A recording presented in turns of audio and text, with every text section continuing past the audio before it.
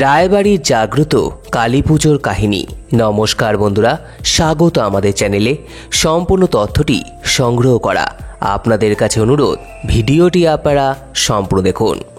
দক্ষিণ কলকাতার বিজয়গড় অঞ্চলটি বর্তমানে একটি অভিজাত অঞ্চল হলেও 70 বছর আগে এই অঞ্চল ছিল হোগলা বন আর জলা জঙ্গলে ভরা।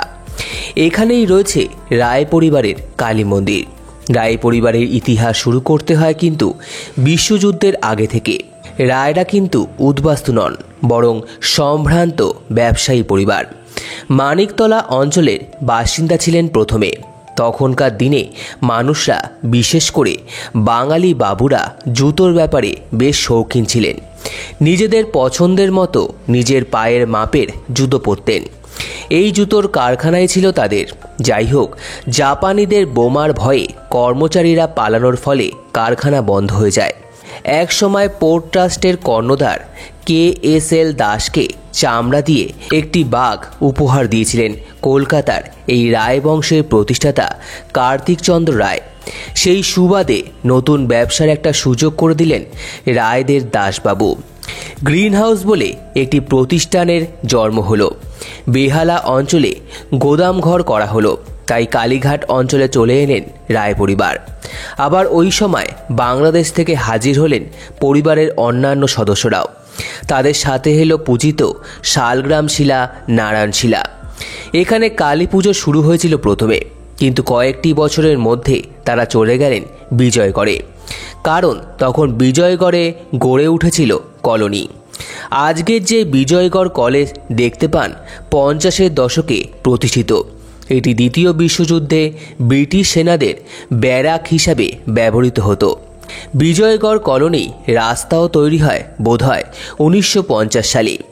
দক্ষিণ কলকাতায় গড়ে ওঠা প্রথম কলোনিগুলির মধ্যে সবথেকে বড় উদ্বাস্তু কলোনি ছিল এটা।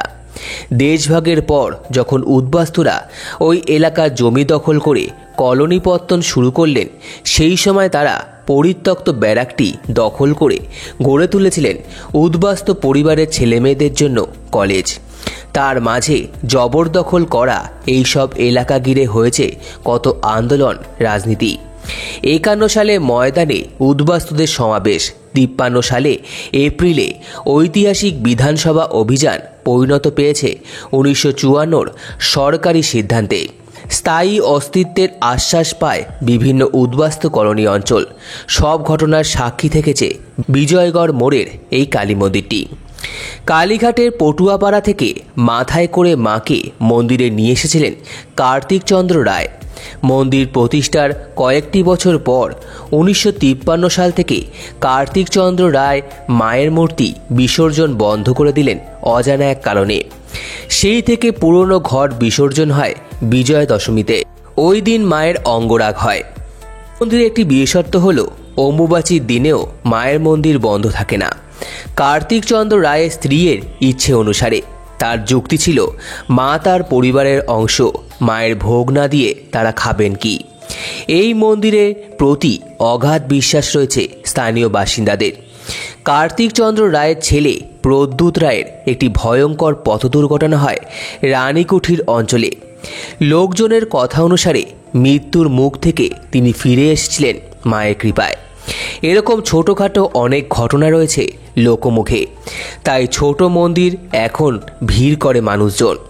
রায় পরিবারের মা এখন পরিণত হয়েছে এই অঞ্চলের বাসিন্দাদের আরাধ্যা দেবী। সকলের জন্য রায় পরিবার খুলে রেখেছেন মন্দিরের দরজা। সম্পূর্ণ ভিডিওটি দেখার জন্য আপনাদের সকলকে অসংখ্য ধন্যবাদ। ভিডিওটি ভালো লেগে থাকলে লাইক, কমেন্ট, শেয়ার এবং চ্যানেলটিকে অবশ্যই সাবস্ক্রাইব করুন।